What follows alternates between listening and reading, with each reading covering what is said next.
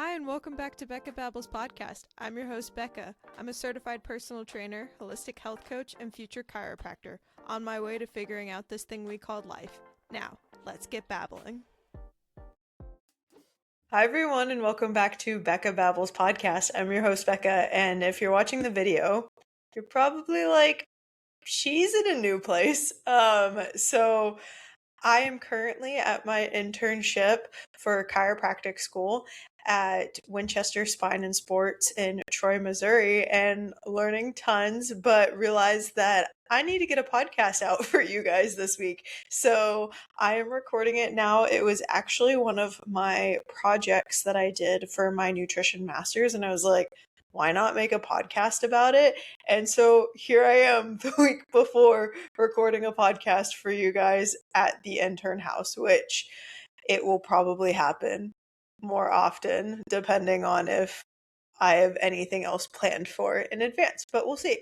So I'm really excited for this episode because I'm going to deep dive into rhodiola, which is actually an adaptogenic herb. If you don't know what this is, I did an episode like a long time ago on lion's mane, which is also an adaptogen. And I did it on a bunch of studies that I looked up, and this was also a project that I did for school. And I just find adaptogens so fascinating because rather than taking something like caffeine that is a stimulant and you feel these effects, but then there's also that like withdrawal period if you take it for too long, adaptogens are a lot different in the sense of it allows your body to adapt and whether you need it to be more or less. So the great example that I usually give is with ashwagandha. A lot of people know what ashwagandha is. What I like to use ashwagandha for is like if you are constantly stressed or you have a lot of anxiety, using ashwagandha to bring you back down to normal.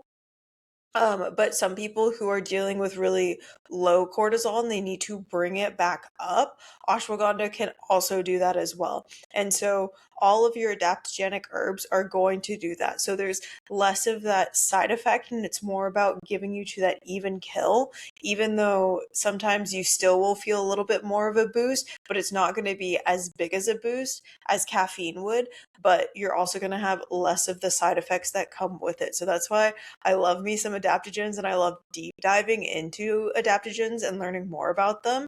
But specifically, my project was on understanding rhodiola and its effects on human performance. I did my project specifically more for the endurance athlete, but there were some studies that I read that were geared towards strength training. So I'll try and make sure to like combine the two in this episode. So if you want to learn more about what rhodiola is, should you be taking rhodiola and how much you should be taking of it, and how it would benefit you mentally, physically, with strength or endurance, this is going to be the right episode for you. So rhodiola, like I said, is an adaptogenic herb, and it is often referred to as the golden root just because if you were to look at rhodiola, it looks like this plant that has like a yellow top to it, so that's why it's called the golden root. It's a hardy herb that grows in most mountainous regions in North America, Europe, and Asia,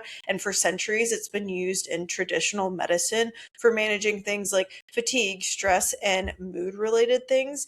It slowly started to then be used for things like stamina, cold tolerance, recovery, and work capacity. So, like Russian athletes and soldiers have been using rhodiola for long periods of time before it has slowly gotten a lot more popular within the mainstream media. But the root contains key active compounds that allows it to function the way that it does, and that is rosacin and salidroside. These are responsible for the benefits that rhodiola actually gives someone. So, like I said, rhodiola gained its popularity mostly in supporting energy and endurance and recovery, while also reducing the body's preference of what the effort they are exerting in an actual activity. So, like, let's say I wanted to go and like barbell squat and hit a PR, it would make me perceive that barbell squat having less effort than I would without taking rhodiola. And what's also great is I won't get any of the jitters that you would in most pre-workouts that are associated with most pre-workouts and stimulants. So that's why rhodiola is so great. The three main studies that I used for this project was, I'll make sure to list them in the description below, but the first one was more about the effects on the acute dosage. So I wanted to see how rhodiola would affect someone with endurance activity for a short period of time. But then my next study, I wanted to see, okay, let's say someone takes rhodiola for a long period of time. How is that going to affect their sport? And going into that study, it also talked about how it affects the antioxidant capacity of the human body while taking rhodiola. And then the last one was more about short term taking rhodiola, but the effects on anaerobic activity. So doing things like strength training. And it also went into cognitive function, which I thought was really cool. But the main effect was mostly focusing on that strength training activity. And what was awesome is this one is a randomized crossover double blind placebo controlled study. So that's always great because those are your studies that are more controlled and less variables are going to then change the outcome. So that first study that I talked about, where it was the acute dosage of rhodiola, the purpose of the study was to see how 3 milligrams per kilogram of rhodiola on endurance exercise would affect rate of perceived exertion, mood, and cognition. Because previous research from this article itself would see supplementation over a chronic period of time, to where sometimes we just want to see, hey, if I wake up that morning and I take some rhodiola, what's the effect? Like, what if I don't want to take this for a long period of time? What would happen if I just took it that morning? Because a lot of the times when talking about adaptogens, people talk about it in a way of you have to take this for a long period of time to then slowly start to get those effects. But this study in particular was like, okay, what if we didn't do that? In this study, the study was a double blind random crossover trial that had 18 participants in it, and they ingested rhodiola with or they had a group that ingested rhodiola, and then they had a group that was their placebo group that ingested a carbohydrate 1 hour before testing on an empty stomach. Now what they did is they had a standardized 10-minute warm-up that was followed by a 6-mile timed trial on a bike, and they rated their rate of perceived exertion every 5 minutes, and they tested their blood lactate, salivary cortisol, and alpha amylase was measured before the warm up and a few minutes after they warmed up, and then 2 minutes after their timed trial. And then at the very end, they had a 65 question mood survey that they evaluated anxiety, depression, anger, fatigue, confusion, all the things. And then they tested this and repeated this 2 to 7 days later. Now, the results were really interesting and started to blow my mind in my realization of rhodiola. So, of course, thankfully, it lowered their rate of perceived exertion. But what was really interesting is that it only slightly increased their workload. So, even though they felt like they were doing less, they still weren't working harder. But when they compared their rate of perceived exertion to the workload itself, that was actually increased. So that finding might seem really complicated and like you can't really understand it very well, because it's like, okay, if it only slightly increased workload, what does that mean? So what that's basically telling me is that when comparing rate of perceived exertion with how much they actually did, they did more than, or their rate of perceived exertion was less than someone who would have done that same exact workload. And what the study also found was that it decreased their heart rate in response to that submaximal exercise, which is why they think that their rate of perceived exertion decreased, was because their heart wasn't basically like pumping out of their chest. Now, they also found time to completion also decreased, which makes sense because if like you're able to push harder and do more because you're not feeling it as heavy, you're able to then get through it a lot faster. Because we all know that last mile that you're running a race on is like the worst because you're like, I'm so close, but yet also so far away and I'm dying. So let me just get this done and over with. If you didn't hit that until like the last couple of meters that you were done with that race instead of that mile before, you're probably going to get done a lot sooner. So digging in deeper into why the heart rate has decreased, I was kind of confused on like, okay, if we don't have that salivary amylase being changed or the salivary cortisol being changed, then that kind of just shows me that the sympathetic activity is not like being changed. And so then why would then the heart rate be decreasing? Because then your sympathetic nervous system should then theoretically be activated. And so you should have like more amylase being produced in response to that sympathetic activation, but there was none. And so in the study itself, they explained that there may be some possible changes with the opioids when rhodiola is ingested. They had brought up older studies that the Soviet Union had done when taking rhodiola, suggesting that it increases the production of opioids and or their receptor sensitivity. And so by increasing that receptor sensitivity of the opioids, you wouldn't be experiencing pain as much, therefore then being able to work a lot harder when you are in a race because you're feeling less pain.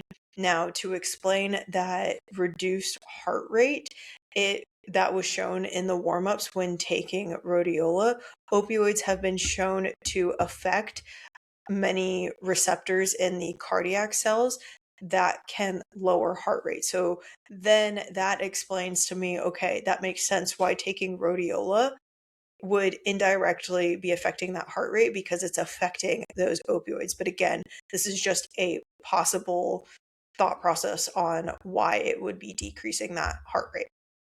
Now, the second study, this one is more about someone taking rhodiola for a long period of time. But again, this is more just for males that are training. Sadly, the study did not have females in it. It only had trained males in it, but we can still get a lot of information from this study. In this study, the purpose of the study was to investigate the effects of physical performance as well as the redox status, which is basically like reduction oxidation of chronic supplementation of rhodiola in a group of competitive athletes that are doing endurance sports. Now, rhodiola, they thought, could maybe remove some of those free radicals that are produced when running due to the higher polyphenol content, leading to better antioxidant capacity and other adaptogens that they could have been taking. So they wanted to see the effects of how they would be utilizing those antioxidants compared to the other adaptogens. Now, heart rate, exercise duration, and perceived exertion were measured during the exercise, along with the carbohydrate and fat oxidation. And other levels of oxidative stress was included in this study. Now, the study was done for 4 weeks. It was a double-blind clinical trial with 14 trained males that underwent a cardiopulmonary exhaustion test and blood samples and taking rhodiola within a 14 washout period to then be retested. Each capsule had about 85 milligrams per capsule per day, but they were taking 2 of them. And then, like I said, their heart rate was being measured, but also was their blood pressure and their oxygen uptake was measured as well. One last thing that I forgot to mention with this study is that they also had their lactate and creatinine kinase was being measured. Lactate is something that is built up within exercise and should be removed, hopefully, after exercise. And the quicker that it's removed, the faster your recovery is being shown when lactate is being removed. And then creatinine kinase is a marker that we measure for testing muscle breakdown. So you want muscle to break down when strength training, even though this was an endurance sport, but to have like muscle adaptation, you need some sort of muscle breakdown. But if you have too much muscle breakdown, then that just means we're like tearing down and not being able to actually repair. So within this study, they found that there was reduced blood free fatty acid at rest during the post exercise compared to placebo, but then the blood glucose levels remained about the same. But the big interesting finding that the study had was that there was a significant decrease in that lactate production 3 minutes after recovery. And then that creatinine kinase was also significantly decreased before, during, and after exercise when taking rhodiola, which is really interesting because then that just goes to show that rhodiola helps so much with that recovery process. The only thing that didn't really have a significant change was the interleukin 6 levels weren't significantly changed compared to placebo, so it didn't really affect the inflammation process that could be occurring during exercise, which honestly could also be a great thing because that means that that inflammation signal that we're getting from exercise tells the body that we need to adapt, but we're not getting that significant muscle breakdown to where we can't repair it. So even though it wasn't a significant change, it might actually be a good thing. So this third study was more of a short-term taking rhodiola, but now we're doing anaerobic exercise. So think more like strength training, performance kind of stuff. And it also tested cognitive function in these resistance trained athletes. So they did this for a 7-day period. They took rhodiola, but they had one group that was taking 200 milligrams per day and then another group that was taking 1500 milligrams per day. So I thought this was really cool because we got a lower dose and then a higher dose and see how that may affect people when training. And I know I have a lot of people who listen to this podcast that strength train. So this may determine how much you should be taking in a supplement for the effects that you want. So like I said at the beginning of this podcast, it was a randomized control trial. We had 27 resistance trained athletes, 13 were male, 14 were female, and they tested on day 7. They tested their bench press, leg press, and they tested both of these, but they did like a 1 rep max, but then they also did like 3 sets to failure at 60% of their 1 rep max to kind of determine, okay, pure strength versus like strength with endurance. And when they did this, they also had their final dose on that 7th day, 60 minutes before their actual testing.